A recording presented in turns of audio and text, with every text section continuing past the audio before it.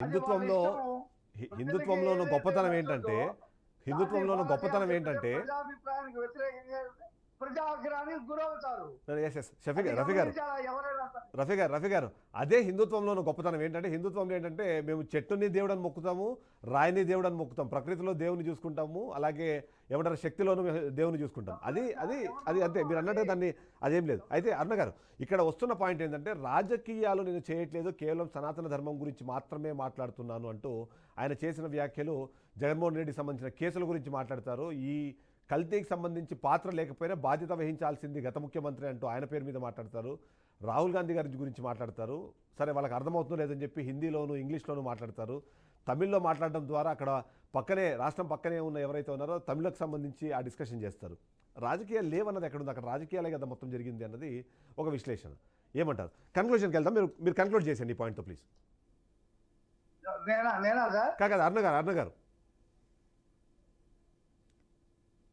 Sir, రాజకీయాలు లేవు అని క్లియర్ గా చెప్తూనే రాజకీయ నాయకులు మతాన్ని అవమానించిన విషయాన్ని, ఒక హిందూ ధర్మాన్ని వాళ్ళ రాజకీయాల కోసం అవమానించిన విషయాన్ని ప్రస్తావించారు సార్. అక్కడెక్కడ ఆయన రాజకీయాలకు ఉపయోగించుకోలేదు. ఇప్పుడు ఎలక్షన్స్ లేవు, తమిళనాడులో పోటీ చేయట్లేదు, కేంద్రంలో మేము పోటీ చేయట్లేదు, మాకు వాళ్ళ నుంచి వీళ్ళ నుంచి ఓట్లు అక్కర్లేదు. కానీ వాళ్ళ స్వార్థ రాజకీయాల కోసం కన్సర్న్ పీపుల్స్ ఎవరైతే ఉన్నారో, తమిళ్లో మాట్లాడిన వ్యక్తి ఎవరైతే ఉన్నారో, అలాగే రాహుల్ గాంధీ గారు ఎవరైతే ఉన్నారో, ఇలా వీళ్ళు రాజకీయాల కోసమే మతాన్ని వాడుకుంటూ ఒక మతాన్ని కించపరుస్తున్నారు. ఇది సరైన పద్ధతి కాదు. సనాతన ధర్మం భారతదేశం మొత్తం ఉంది. కాశ్మీర్ నుంచి కన్యాకుమారి వరకు ఎక్కడ దాడి జరిగిన హిందూ ధర్మం మీద మేము గొంతెత్తుతాం అని క్లియర్ గా మాట్లాడారు. ఇప్పుడు ఉదయనిధి స్టాలిన్ గారు రాజకీయాల కోసం కాదా వైరస్ అని హిందూ మతాన్ని పోల్చింది, వైరస్ తో పోల్చింది? ఎవరు ఓట్ల కోసం పోల్చారు? అది క్రైస్తవుల ఓట్ల కోసం కాదా? మహమ్మదీయుల ఓట్ల కోసం కాదా? హిందువులను అవమానించినట్లు కాదా? ఎందుకు మాట్లాడారు ఆయన? మరి ఆయన ఎవరైనా బలవంతంగా హిందూ మతం పాటించడం రుద్దారు ఉదయనిధి స్టాలిన్ గారికి ఎవరైనా సరే? మరి అట్లాంటి వ్యక్తి హిందూ మతాన్ని వైరస్ గా పోల్చారు అంటే రాజకీయం కోసం చేసిన ప్రస్తావన. ఆయన రాజకీయ నాయకులు చేసినటువంటి మత వ్యతిరేక వాదనని ఖచ్చితంగా ఒక రాజకీయ నాయకుడుగా, ఒక హిందూ మతాన్ని పాటించేటువంటి సనాతన ధర్మాన్ని పాటిస్తున్నటువంటి వ్యక్తిగా ఖండించారు పవన్ కళ్యాణ్ గారు. ఆయన రాజకీయాలు ఎవరు మాట్లాడమన్నారు అవతల వాళ్ళ హిందూ ధర్మాన్ని కించపరిచే రాజకీయాల కోసం? రామ మందిరాన్ని అంటే తప్పు కదా? ఏ రాజకీయాల కోసం మాట్లాడారు ఆయన? రాజకీయాలు ఉండి మాట్లాడచ్చా? మరి ఎవరు మాట్లాడమన్నారు ఆయన అలాగా? ఒక రాజకీయ నాయకుడు ఒక మతాన్ని కించపరుస్తూ మాట్లాడాడు కాబట్టి హిందూ ధర్మాన్ని పాటిస్తున్న ఇంకో రాజకీయ నాయకుడు ఆ విషయాన్ని వ్యతిరేకించారు. భజన చేయటం సంకీర్తనలు అవి మీరు తప్పుగా అర్థం చేసుకుంటే ఏం చేయాలి మీరు చెప్పండి? దేవుణ్ణి మనం ఏం చేస్తాం? భజన చేస్తాం, మంచి పాటలు పాడతాం,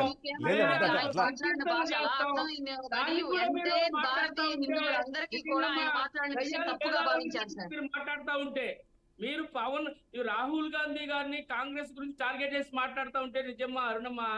మేము కాంగ్రెస్ ని టార్గెట్ చేయలేదు సార్. మేము హిందూ మతాన్ని తప్పుగా మాట్లాడిన వ్యక్తిని ఆ పదం వరకే చేశాము.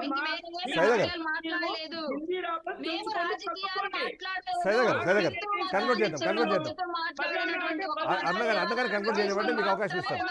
అంతకుమించి ఏ విషయం మాట్లాడలేదు. రాహుల్ గాంధీ గారి రాజకీయ విషయం గురించి మేము మాట్లాడలేదు. రాహుల్ గాంధీ గారి మతాన్ని ఉద్దేశించి ప్రస్తావించిన విషయం గురించి మాత్రమే మాట్లాడాం. మీరు మోడీని నెత్తినెత్తుకొని ఒక కంక్లూడ్ చేద్దాం సైదా గారు.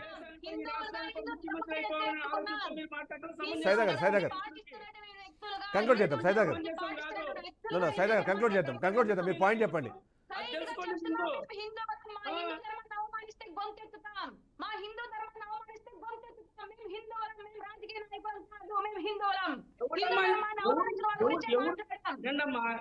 మేము అన్ని మతాల సారం ఒకటే, అన్ని మతాల సారం ఒకటే. మతాన్ని రాజకీయం చేస్తుంది మీరు. మీ డబుల్ ఇంజిన్ సర్కార్ మతాన్ని రాజకీయం చేస్తున్నారు. 10 సంవత్సరాల నుంచి దేశాన్ని వెళ్తున్నారు. మత రాజకీయాలు చేస్తుంది మీరు. మాట్లాడుతూ ఉంటే చేస్తున్నారు. మతమౌఢ్యం ఎవరిది?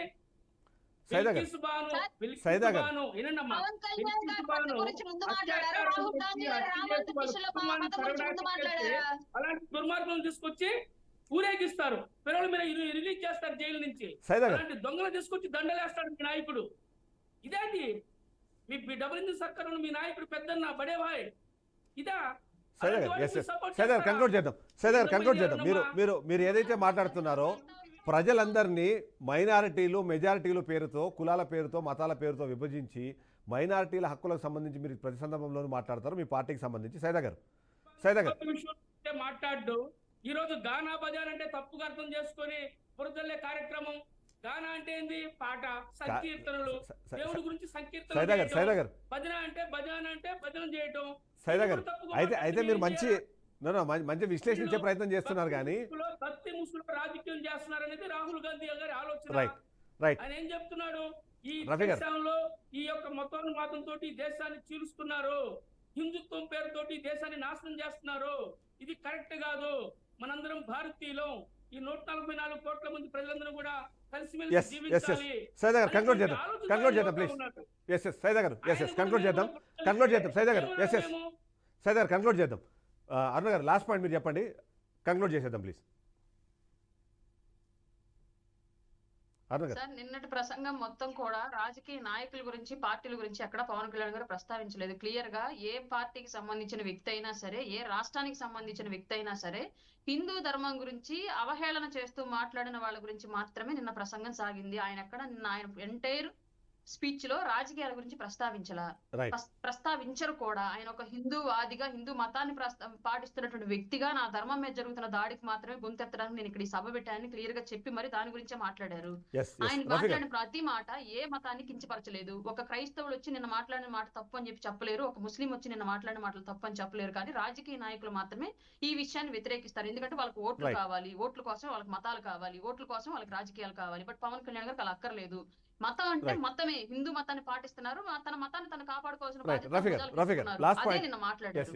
ఇతర మతాలను గౌరవిస్తారు. రఫీ గారు లాస్ట్ పాయింట్ కంక్లూడ్ చేద్దాం ప్లీజ్. సార్, నిన్న మీరు పేపర్లు చూడండి. ఎస్ఏ ఖురేషి గారు, మాజీ ఎన్నికల సంఘం అధికారి, హైదరాబాద్ లో ఒక కార్యక్రమంలో పాల్గొనడానికి వచ్చి ఆయన ఏం చెప్పారంటే, ఈ దేశానికి ముస్లింల వల్ల ప్రమాదం ఉంది, వాళ్ళ పిల్లల్ని ఎక్కువ కంటున్నారు, రానున్న కాలంలో వాళ్ళే పాలకులుగా మారిపోతారు, వాళ్ళే మెజార్టీ మతంగా మారుతారని ఒక ప్రచారం జరుగుతూ ఉంది. వాస్తవానికి ముస్లిం జనాభా హిందూ జనాభా కంటే తక్కువగా పెరుగుతుంది. రెండోది, ముస్లింలలో కుటుంబ నియంత్రణ చాలా సమర్థవంతంగా ఒక పిల్లలు, ఇద్దరు పిల్లలకి చేసుకుంటున్నారు. ఈ రకమైనటువంటి ప్రచారం వల్ల మతాల మధ్య విద్వేషాలు రగులుతాయి. ఇది సరైనది కాదని ఒక డేటా ఇచ్చాడు నిన్న ఈనాడు పేపర్ లో కూడా. హైదరాబాద్ ఆయన చెప్తానంటే, రాజకీయ నాయకుడు ఏ ప్రసంగం చెప్పినా, ఏది మాట్లాడినా అది రాజకీయాల కిందే వస్తుంది సార్. రైట్ రైట్ అతను కాబట్టి టైం అయిపోయింది. అందుకే ఇక్కడ నేను స్టాప్ చేస్తున్నాను. Thank you very much Rafi గారు, థ్యాంక్ యూ వెరీ మచ్ అరుణ గారు, thank you very much Saida గారు, అలాగే లక్ష్మణ్ గారు, థ్యాంక్ యూ. ఓవరాల్గా చూస్తే మాత్రం ఇవాళ ఏదైతే సనాతన ధర్మ బోర్డుకు సంబంధించి ప్రస్తావన చేశారో దానిపైన పూర్తి స్థాయిలో ఇంకా డిస్కషన్ జరగాల్సిన అవసరం అయితే కనిపిస్తుంది. నిజంగా అలాంటి బోర్డు ఏర్పాటు చేయాల్సిన ఆవశ్యకత ఉంటే మాత్రం దాంట్లో అందరినీ భాగస్వామ్యం చేయాలని కోరుకుందాం.